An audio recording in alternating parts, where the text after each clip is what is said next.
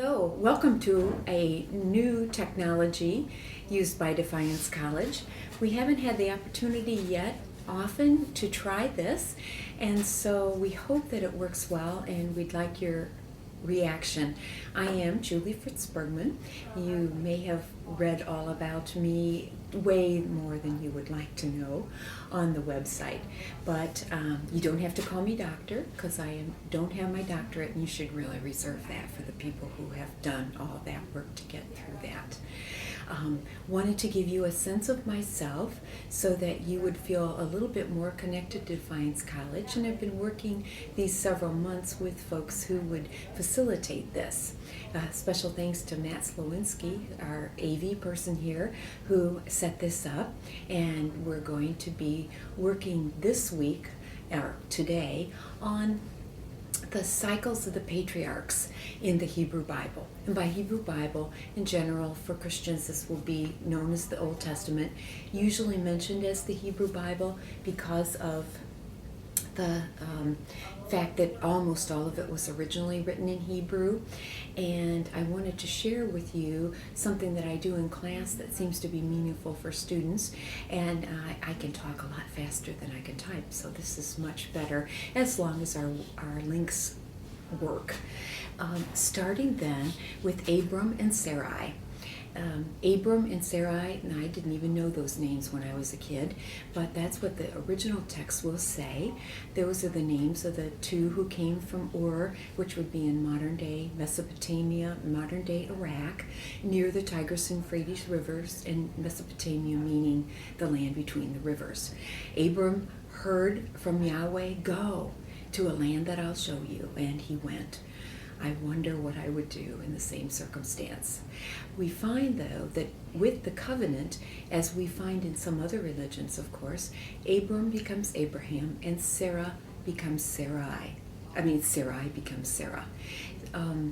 As you're thinking about those two then, later in life, they have a child together named Isaac. And Isaac is the foreparent of the Jewish nation and is the foreparent of Christians. As Isaac is born, both Abraham and Sarah are thrilled, and there is another story interwoven with that, the story of Hagar and Ishmael. You might want to look at that in your text, because the story of Hagar and Ishmael is known to the Muslims. It is their truth for them that Ishmael is the foreparent of Muhammad in the 6th century of the Common Era, and that Muhammad is a direct descendant of Ishmael by Abram. In other words, that all three of the great monotheistic religions have the same exact foreparent, Abraham. Not the same mom, but the same dad. Going then to the Jewish roots, Isaac. When it's time for Isaac to need to have his own family, they suggest to send a servant back all the way to where they came from at Mesopotamia, present-day Iraq, so that they can get someone sort of from their own people rather than the people in Canaan that they live with. And so servants go back, and you can read through this, of course, in Genesis, going back all the way to look for a mate for Isaac. Isaac then becomes married to Rebekah, his wife, and Isaac and Rebekah have the two. As Rebekah is expecting, she is really miserable, and you can kind of feel for her if you read between the lines in the scriptures that says, she went to God because she was so miserable with this pregnancy, and God said, "You have two children in your womb. You'll have twins, and they'll be the parents of great nations." The first one, when he's born, is named Esau, and Esau is really hairy. And if you think about it, how many children today do you know that are named Esau? The second one comes out literally holding on to the ankle of his brother, and he will grab a hold of Esau's stuff for a lot of times during the text. And the second one is named Jacob. How many Jacobs do you know? It's really sad to think that sometimes the heroes of the story continually have their names uplifted, and those whose story isn't one of the people of faith, those go by the wayside. Esau and Jacob grow up, and their parents, Isaac and Rebekah, really have favorites. I love the texts because in the text I see people who don't always do the right thing. Now, I'm not glad that they didn't do the right thing, but it really is helpful to me in my own spiritual life that there are persons in the text who sometimes don't do the right thing. If the people in the Hebrew Bible were perfect and I were to judge myself against them, I would always find myself completely short, and I wouldn't really think that it would be something doable for me. Rebekah and Isaac have favorites. A favoritism of children is an awful thing, but we do know it happens. Esau is kind of the outdoorsy kind of guy, and he's, in the scriptures say, he's all covered with hair. And Isaac loves Esau best, whereas Rebekah likes Jacob best. And the things that they do, these kids, even though they're twins, they're not identical twins, of course, and they are very different kids. And Rebekah's favorite is Jacob. As the text goes on and tells the stories, though, you get to a spot where it says that Isaac becomes dim of sight, which when you're reading through the lines and get to a spot where it makes a lot of sense, well, he's beginning to lose his eyesight, maybe a cataract, who knows.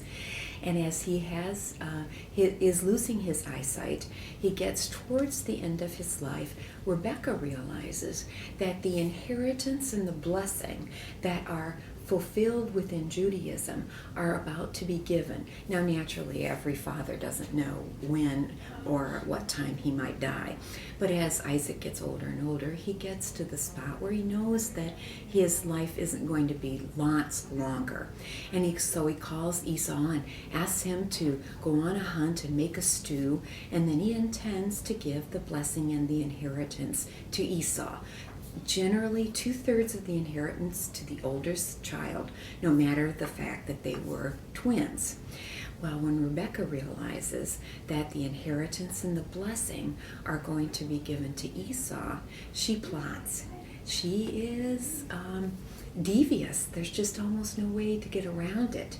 And while Esau is gone, killing the animal and getting the stew ready, she dresses Jacob up in some kind of a hairy cloth so that Isaac can feel him and see that it's this, theoretically, that's the hairy Esau.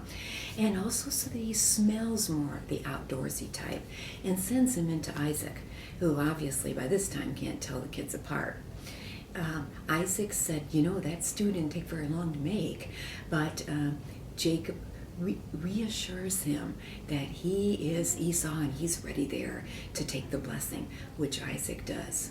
Isaac gives the blessing, which would give 2/3 of the inheritance, theoretically, according to Jewish law, to the child who gets the blessing, and the blessing of the patriarchal society going down.